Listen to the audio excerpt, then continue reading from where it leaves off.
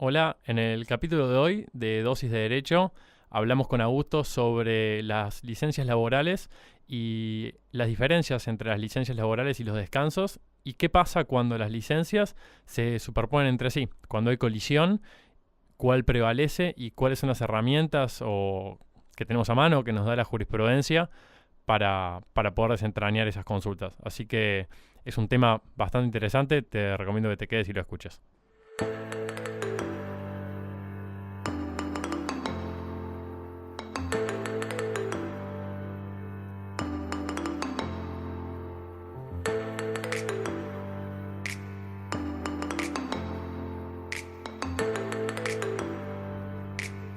Bueno, ¿cómo le va a todos? Bienvenidos a un nuevo programa de Dosis de Derecho.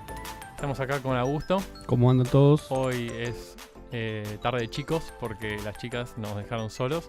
Pau se fue de vacaciones y Agus debe estar picando piedra en el estudio, así que hoy nos toca a nosotros. Así que bueno, ¿todo bien vos? Todo perfecto, todo muy lindo. Antes de arrancar, vos recién vuelto de vacaciones. Bueno, hace muy poquito, 2 días que volví de Brasil, muy lindo. La verdad que con todas las pilas para empezar este año que va a venir muy intenso, pero muy interesante. El cachetazo de mármol de la realidad. No, yo adoro mi ciudad, no hay ciudad como Buenos Aires. Extraño y vuelvo en muy poco tiempo de que me voy de vacaciones. Bueno, me alegro mucho entonces, che. Hoy vamos a hablar de derecho del trabajo, vamos a hablar de licencias laborales. ¿Y qué pasa? Vas a hablar. Voy a hablar. Vas a hablar. Sí, yo voy a preguntar. Te voy a contar a vos y vos vas a hacerme las preguntas que quieras. Y vamos a hablar también de un tema que es muy interesante y que genera mucha consulta, que es ¿qué pasa cuando entran en conflicto diferentes licencias laborales? ¿Sí? Cuando se superponen, ¿cómo actuar? ¿De acuerdo? Bien. Antes que empecemos, me gustaría que recordamos a la gente las redes sociales y dónde nos pueden seguir y eso. Bueno, acá nos pueden seguir por Twitter y por Instagram, @dosisdederecho, en la página web que es www.dosisdederecho.wordpress.com y en el Facebook Dosis de Derecho.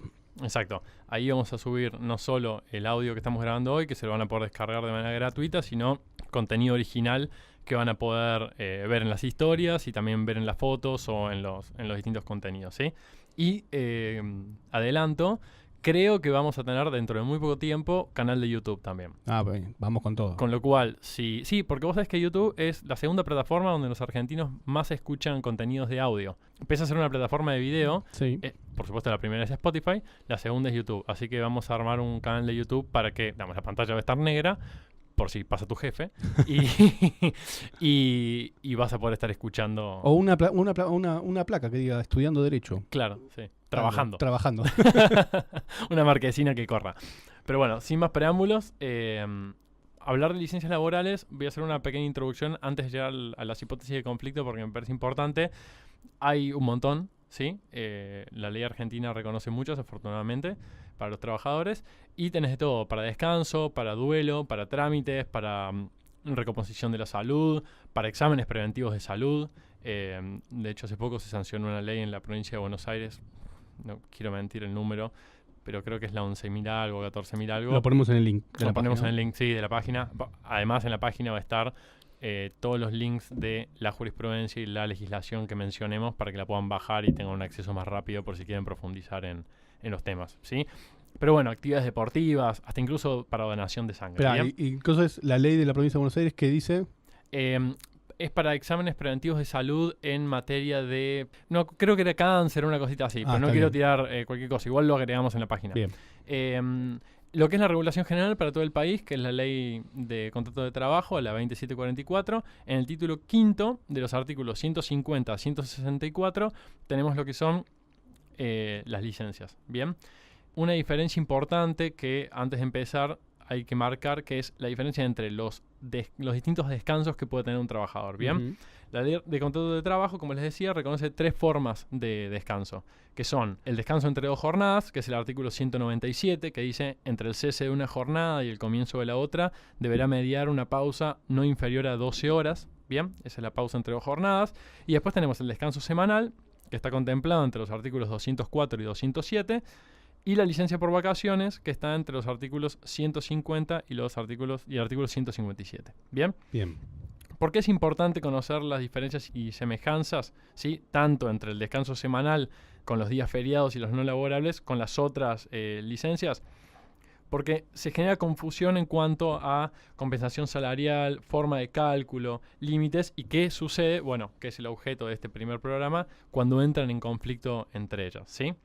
Así que primero unas distinciones antes de llegar a los casos de conflicto. El artículo 204 de la Ley de Contrato de Trabajo protege el descanso semanal, ¿sí? Y por eso prohíbe que el trabajador trabaje, valga la redundancia, entre o desde las 13 horas del día sábado hasta las 24 horas del día domingo. ¿De acuerdo? Bien. Esto es la reglamentación general. Por supuesto que tiene excepciones, ¿sí? Por ejemplo, cuando el tipo de actividad productiva requiere una prestación de carácter continuo, ¿sí? Hay industrias que no pueden parar nunca.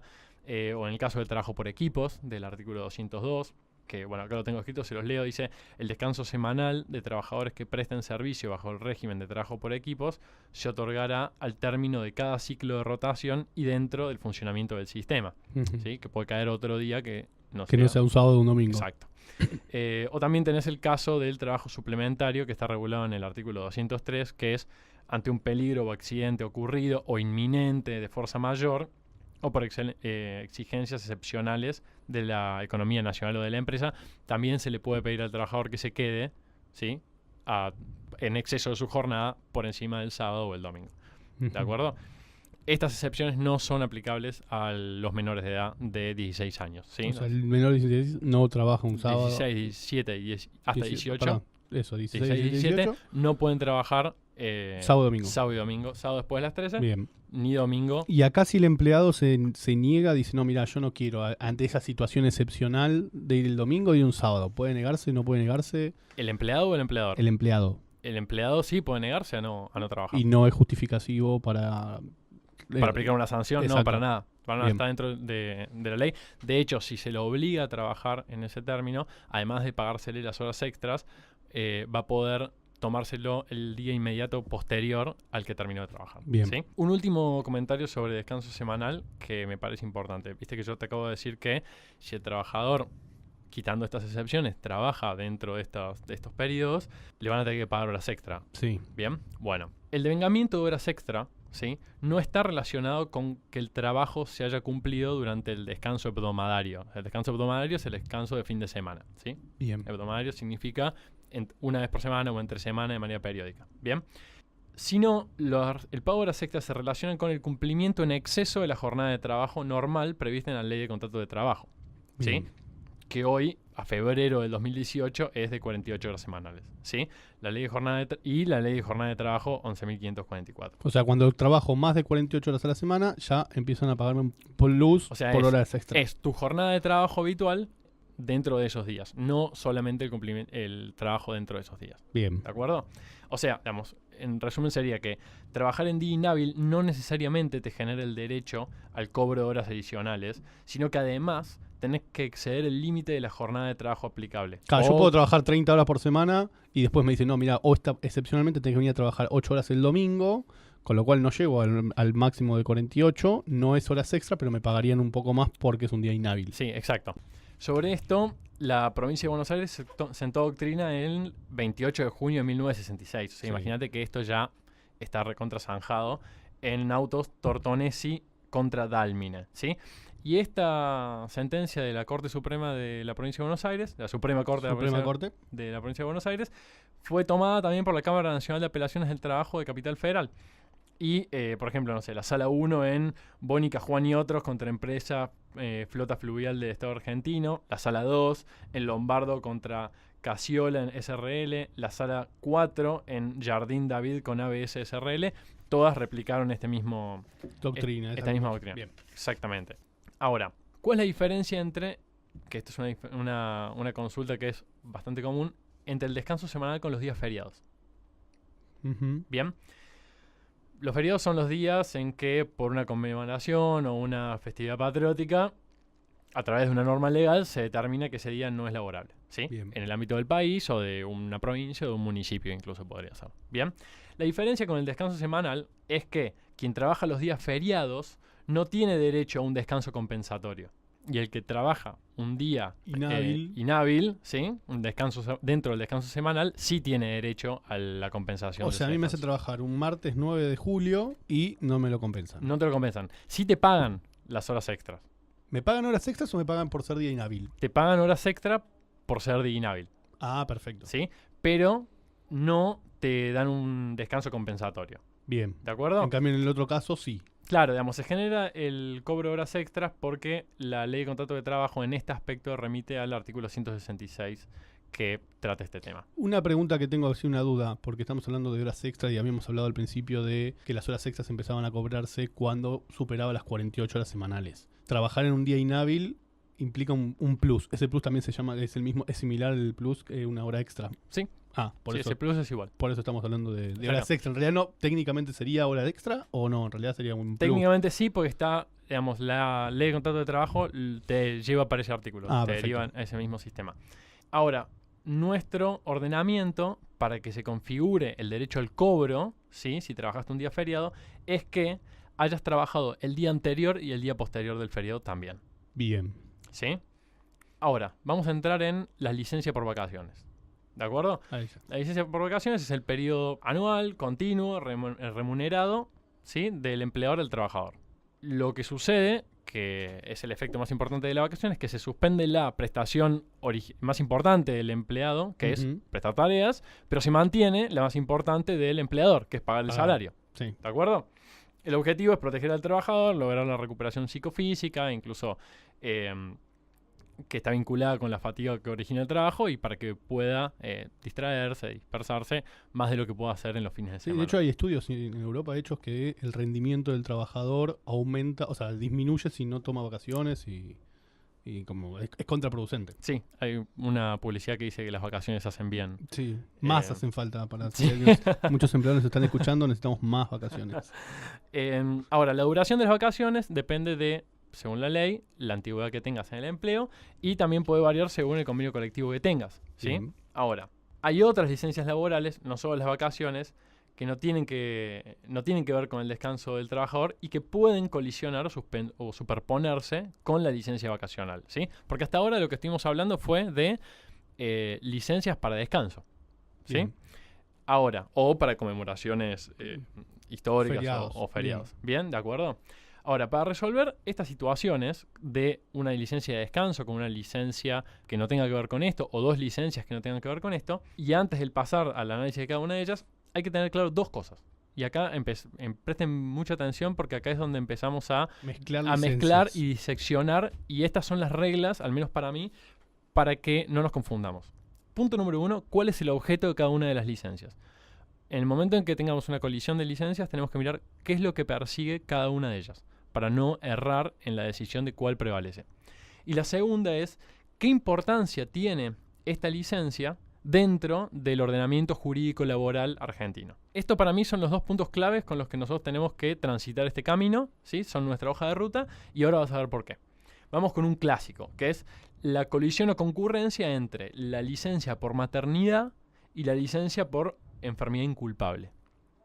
Bien. Bien. Entonces está embarazada y sufre una enfermedad. Se enferma. Bien. Bien.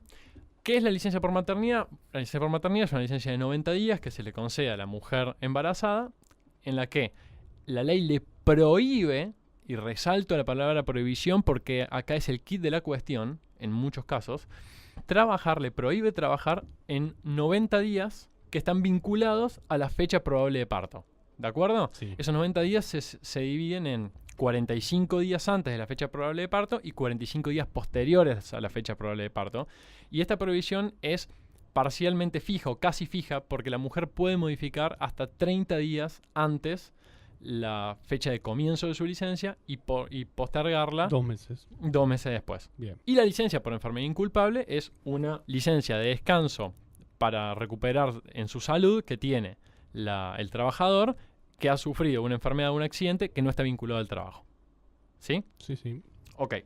Entonces, esto es importante respecto de la licencia por maternidad, que la ley 24.716 es la que regula que en el caso del nacimiento de un hijo con síndrome de Down, se otorgará a la madre trabajadora el derecho de 6 meses de licencia sin goce de sueldo adicionales a los 90 días de licencia por maternidad y además al cobro de una asignación por el plazo, que estoy diciendo, de los 6 meses. De los 6 meses. ¿Sí?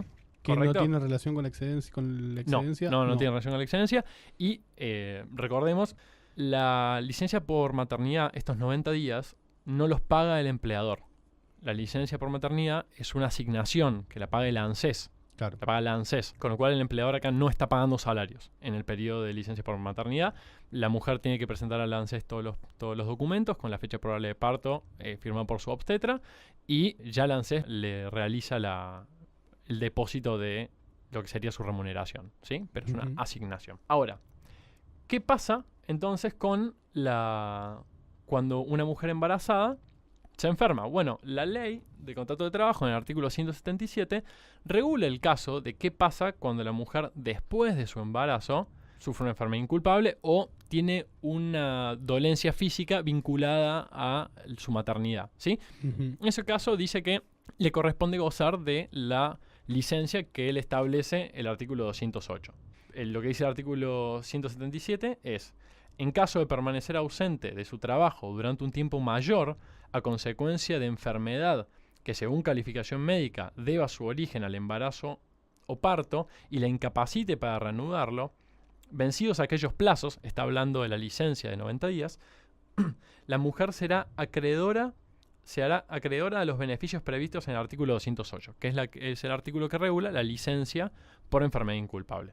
Bien, acá sí ya pagaría el empleador acá el sueldo sí pagaría el empleador. Y no el ANSES. O sea, como estamos hablando del artículo 177, ANSES. Como hablamos del artículo 208, es el empleador. Bien, que depende la antigüedad y las cargas de familia que tenga la mujer, va a ser la duración que va a tener esa licencia. Puede ser de 3 meses, si tiene menos de 5 años y no tiene cargas de familia, 6 meses si tiene menos de 5 años y tiene carga de familia, o 6 y 12 meses. Si tiene más de 5 años. Si tiene 5 años y cargas de familia, 6 meses. Y si tiene más de 5 años y no tiene carga de familia, 6 meses. Si tiene más de 5 años y tiene cargas de familia, se le corresponden 12 meses. Bien. ¿De acuerdo? En este punto es importante también saber que el niño por nacer se considera carga de familia. Ajá. ¿De acuerdo? Con lo cual la mujer embarazada siempre tiene carga de familia. Pero hasta acá todo bien, hasta acá no hay duda, porque es la licencia, si la mujer se enferma antes de la licencia por embarazo, bueno, tendrá las prestaciones del 208 de la licencia por enfermedad. Si tiene una enfermedad posterior, va a tener las cargas, la remuneración y la licencia del 208, ahí no hay problema. El problema es qué pasa cuando sucede al mismo tiempo. ¿Qué pasa cuando la mujer se enferma antes y se extiende por sobre la licencia de maternidad? ¿Y qué pasa cuando se enferma durante la licencia por maternidad?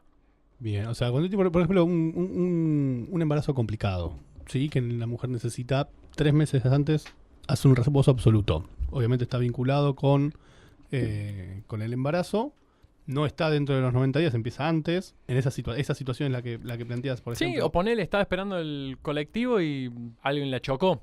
No pierde el embarazo, pero tiene una contunción en una pierna que no le permite ir a trabajar, ¿sí? O estando de licencia para trabajar y de licencia por embarazo, sufre un golpe, por ejemplo, en el hogar, no sé, se le cae algo en el pie o se lastima o se quema y tiene que tendría una enfermedad inculpable. Sí. Entonces, ¿qué hacemos? ¿Pagamos enfermedad inculpable? ¿Le corresponde el 208 o le corresponde licencia por maternidad y listo? Bueno, y licencia, digamos, ¿cuál le gana a cuál? Bien. En estos casos es, como te dije antes, importante hacer una valoración de los institutos, ¿sí?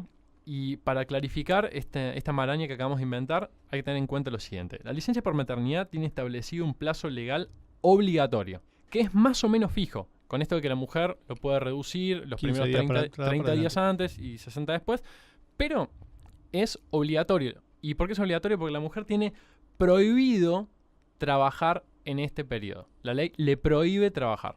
¿De acuerdo? La finalidad de esta norma es obviamente la protección de la madre, del bebé y del vínculo de estos dos. Sí. ¿De acuerdo? La licencia por enfermedad inculpable, prevista en el artículo 208, exime al trabajador de prestar tareas por un tiempo determinado que depende, bueno, ya lo expliqué, de la antigüedad y si tiene carga de familia o no. Pero entonces, la primera pregunta que te hacen siempre es, bueno, entonces vamos a hacer lo siguiente. Yo me mantengo en mi licencia me das la licencia por enfermedad y después me tomo los días que me faltan del embarazo. Eso, la respuesta es no. ¿Por qué? Porque es obligatorio la licencia por maternidad en ese periodo. No se puede prorrogar, no es prorrogable. El plazo establecido en la norma es inamovible, ¿sí? O parcialmente inamovible si querés tomar en consideración que la mujer lo puede reducir a 30 días al principio. Bien. Esto quedó sentado en un fallo de 1989. Le pido disculpas a la gente que nos está escuchando. No conseguí fallos demasiado actuales de prácticamente ninguno de los temas que traje. Busqué un montón. Si alguno tiene, ya sabe que puede en la página comentar y se puede generar una discusión. Incluso nos lo pueden mandar por inbox en cualquiera de nuestras redes. Si tiene alguno, es súper bienvenido. De hecho, lo publicamos y les agradecemos. Porque no encontré, me pasé toda la semana buscando, no encontré ningún fallo demasiado actual. Este fallo, ya te digo, es del 21 de noviembre de 1989. Yo tenía un año en este año. Que se llama Pereira Rosa contra Asociación Hospital Italiano Regional del Sur.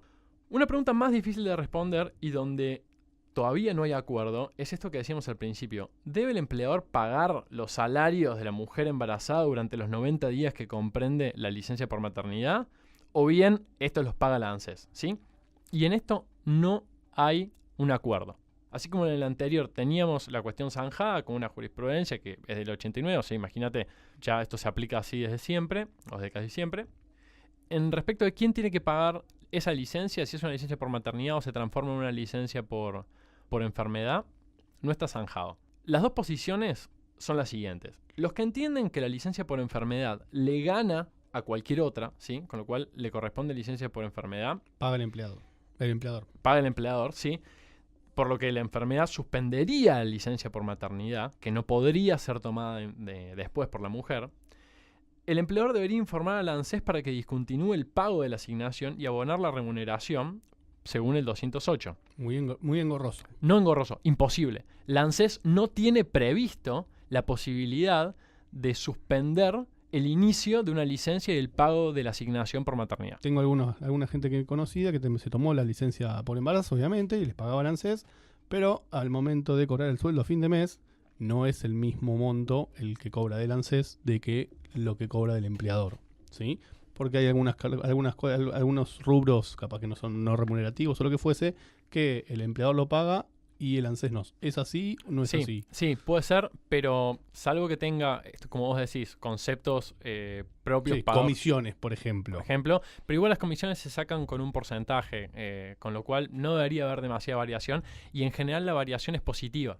Bien. Sí, en general es más beneficioso para la mujer cobrar la asignación que cobrar la remuneración.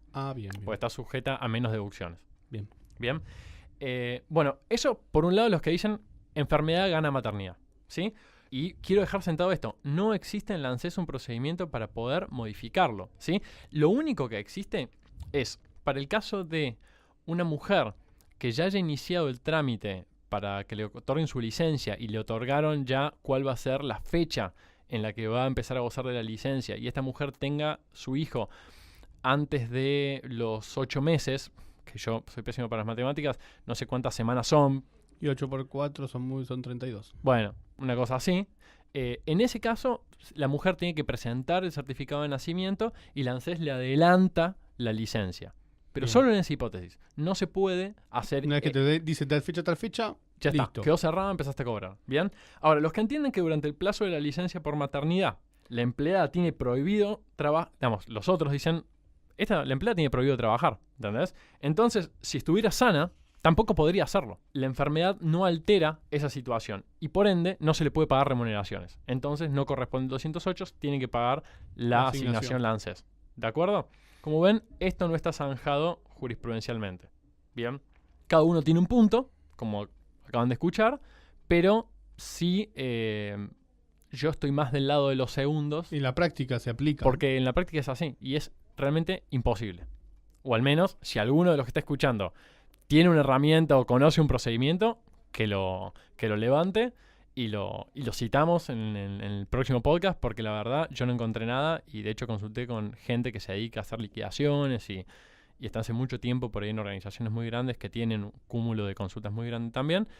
No lo pude encontrar. Uh-huh. Bien. Hasta acá con lo que es enfermedad y embarazo. Esto es más o menos, con esto cubrís las colisiones en estos dos tipos de licencias, ¿sí? Ahora, otra licencia que colisiona bastante con otras es la licencia por vacaciones, ¿sí? Oh, sí. Estoy de vacaciones, me enfermo. ¿Qué pasa? ¿Qué pasa? Me fui a esquiar, me fui a hacer surf a Brasil y me esguincé, me lastimé. Mi jefe me va a asesinar. Porque además le digo, che, escúchame, las vacaciones, ¿qué hago? ¿Las suspendo? ¿No las suspendo? ¿Me las das después? ¿Me tenés que pagar como si estuviese enfermo? Bueno, esta es una de las más frecuentes discusiones, ¿sí? Pero lo que sí está zanjado, al menos en este aspecto, por una sentencia no está zanjado por esta sentencia, pero se la traigo porque es bastante conocida, es de la Sala 3 de la Cámara Nacional de Apelaciones del Trabajo, del año 1999, el 12 de agosto, Sotelo Juan contra Limpiolux Sociedad Anónima, que se sostuvo que la existencia de una enfermedad inculpable no obsta al derecho a las vacaciones. O sea, una cosa no quita la otra. En las mismas condiciones que el trabajo efectivo, debiendo postergarse el cumplimiento de la misma, ¿sí?, de las vacaciones, hasta tanto el trabajador se encuentre sano. O sea, si estoy enfermo, no corren las vacaciones. No corren las vacaciones. ¿Por qué? ¿Qué es lo que te dije al principio? ¿Cuál es el objetivo de estos institutos? Las vacaciones es que vos descanses. La licencia por enfermedad es que vos te cures. Si yo estoy curándome, no estoy descansando. Sí. ¿De acuerdo? Estamos de acuerdo. Entonces, una vez que el trabajador obtenga su alta médica, ¿sí?, el trabajador que se enfermó o se lastimó en las vacaciones, una vez que obtenga la alta médica, la licencia por vacaciones se reanuda hasta completar el tiempo que le faltaba. Momento, ya te veo la cara. ¿Qué pasa si, el empleador ya tenía acomodado el negocio para que el tipo o la mujer volviera en esa fecha y no lo puede cubrir? Bueno, salvo que haya razones justificadas de carácter funcional de la empresa, el empleador en estos casos podría eventualmente arreglar con el trabajador, reincorpórate no, y las vacaciones te las tomas más adelante, pero no pierde el derecho a las vacaciones. Y eso es lo importante. ¿Sí? Continúen después de que termine su enfermedad no lo pierdan. Y en la práctica tiene que notificar al empleador de su enfermedad que estaba padeciendo y ahí se suspendería con la receta médica que dice 4 días, 5 días, una semana, lo que fuese. Exacto. Ahora, ¿qué pasa? Esto, si bien está zanjado a nivel jurisprudencial o está más o menos resuelto a nivel jurisprudencial en el carácter y con el sentido que te estoy contando, no lo está tanto doctrinariamente. ¿Por qué? Porque hay quienes entienden que como el empleador no puede ejercitar el control del artículo 210 de la Ley de Contrato de Trabajo, que es el control médico, para ver si efectivamente está mal de salud. Estoy en Europa. Claro, estoy en Brasil. No me fui tan lejos. Estoy en Brasil. Intoxicado, maestro. ¿Cómo hago? Bueno, podría, dicen los que defienden esta tesis, podría rechazar esta cuestión, hasta tanto el trabajador lo demuestre de manera fehaciente. Pues suponete que estás en Brasil, o estás en Europa, o estás en África. Sí. ¿Qué le mandas? Un mail, ¿no? Una foto de WhatsApp con el certificado. Y el certificado que está en francés, claro, en inglés. En guaraní. ¿Entendés? En el idioma nativo del país africano. Claro, no, que no es guaraní. Ahí hay una discusión doctrinaria. Yo jurisprudencialmente no encontré nada que me diga otra cosa. Que me diga que que el empleador puede negarse a concederle el derecho a las vacaciones una vez que termine esa licencia por enfermedad, ¿sí? Cuando se lo decís a la gente que tiene empleados, es un poco incómodo, porque dice, loco, este tipo se intoxicó comiendo papa frita con caipiriña De paso, saludo a mi amigo que viajó conmigo de vacaciones, se intoxicó 4 días. Por ejemplo. Estuvo detonado. Si tiene certificado, tiene 4 días más de vacaciones para reclamar. Estábamos en medio de Brasil, tengan mucho cuidado que la gente, había muchos intoxicados. Vos sabés que me llegó el mismo comentario. Sí, muchos intoxicados allá en Brasil por lo menos. Año 2018, ¿no?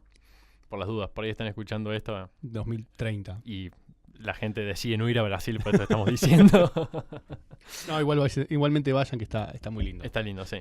Tengan recaudos, nada más. Lo que sí es importante es que para que se produzca la interrupción, ¿sí?, de las vacaciones, por una enfermedad inculpable, por un accidente inculpable, tiene que tratarse de una dolencia que normalmente hubiese evitado que ese trabajador prestara tareas.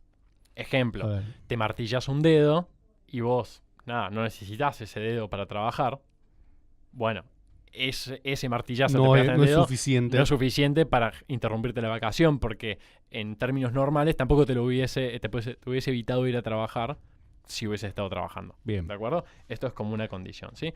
Y después, lo que te decía recién, traje jurisprudencia de todo el país, como me comprometí con los oyentes. Con la gente federal. Con el federalismo. Pero bueno, de vuelta, no es tan actual, pero es lo que hay. Tenemos una sentencia de la Suprema Corte de Justicia de la provincia de Mendoza, ¿sí? La Sala 2, del 28 de marzo del 2006. Morales Marcelo contra el Poder Ejecutivo. No se las voy a leer todas, les leo esta y las otras ya se las dejo.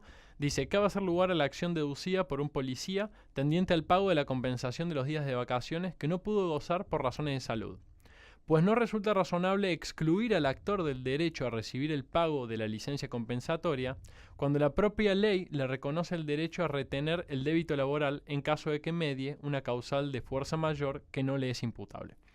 Y la otra sentencia que traje es de la Cámara de Apelaciones en lo Laboral y de Paz, letrada de Corrientes, del 1 de octubre del 2002.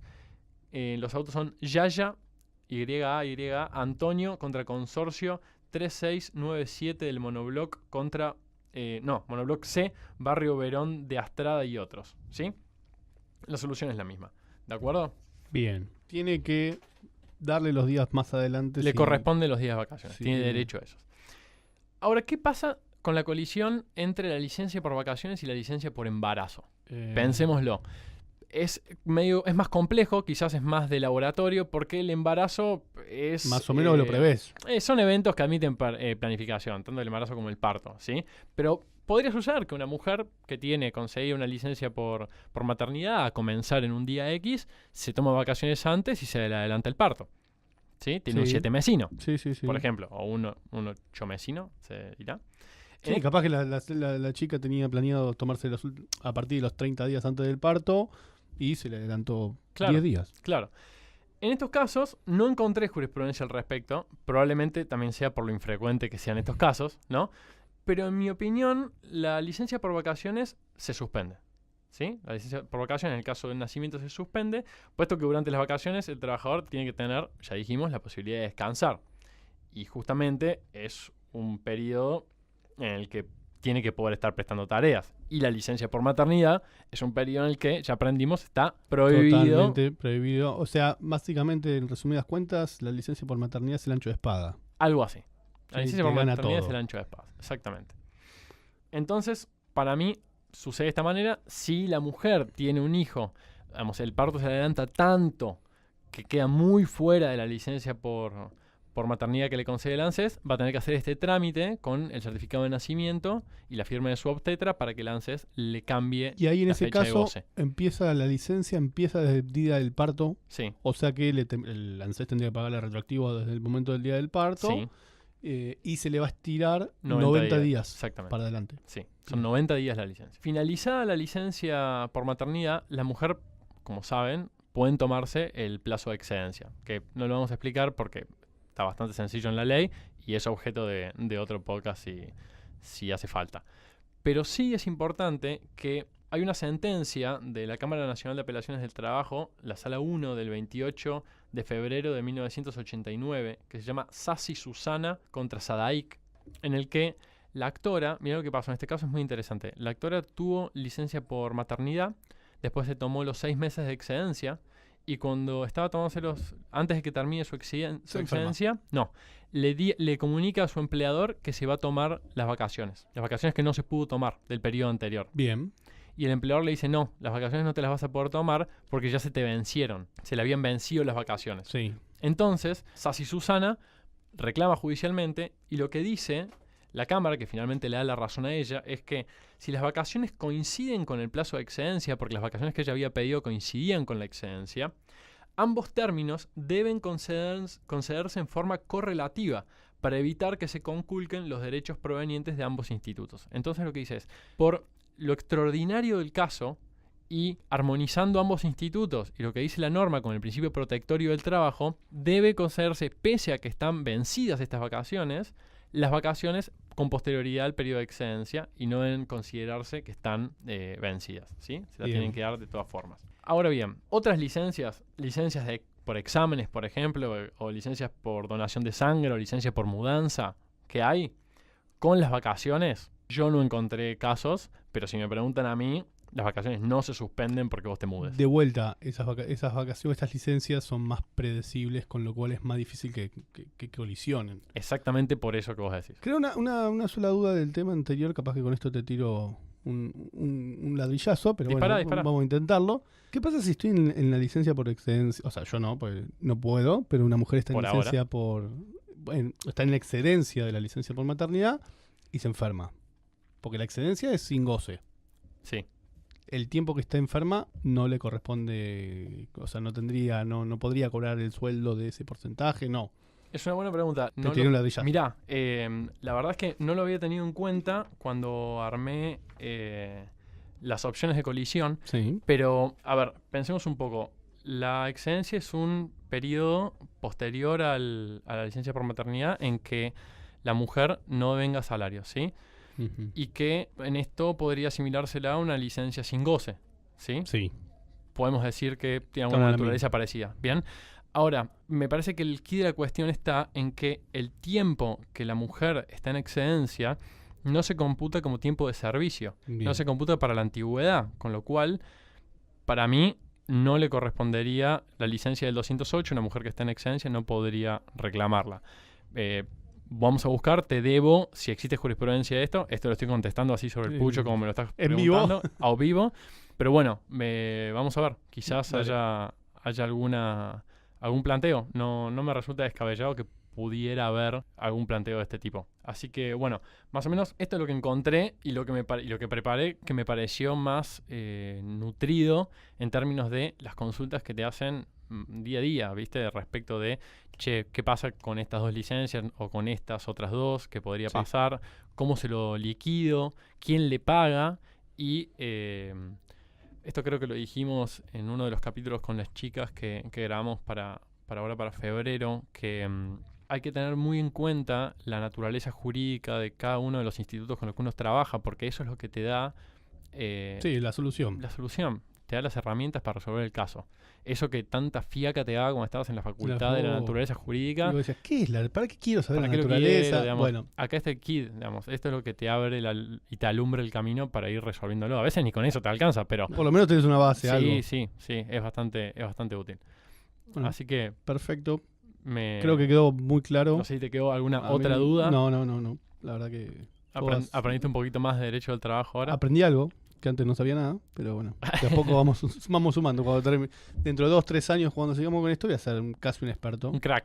Che, ¿ya tenés pensado más o menos de qué vas a hablar en el capítulo de febrero? No, todavía. Todavía no. No tengo nada armado, estoy analizando varias posibilidades, pero todavía no tengo ninguna definida. Bueno, cuando lo tengas y lo grabemos, ese capítulo va a estar también en la página, que es www.dosisdederecho.wordpress.com. Y también va a estar en las redes sociales, @dosisdederecho en Instagram y en Twitter, y Dosis de Derecho en Facebook. Acuérdense que todas estas cosas que nosotros preparamos para hoy, también van quedando algunas cosas que dejamos afuera y cosas que no conversamos o que se nos ocurren mientras vamos charlando. Eso es parte del contenido original que va a estar subido a las redes en formato de historias o en formato de fotos o bueno, lo que admita cada una de las plataformas. Así que no se olviden de seguirnos, recomiéndennos, porque ahí van a tener más contenido todavía que el que reciben acá del podcast. Perfecto. Así que bueno, me parece que ya nos podemos ir a casa. Saludos para todos. Y bueno, nos vemos la próxima. Hasta luego. Chau.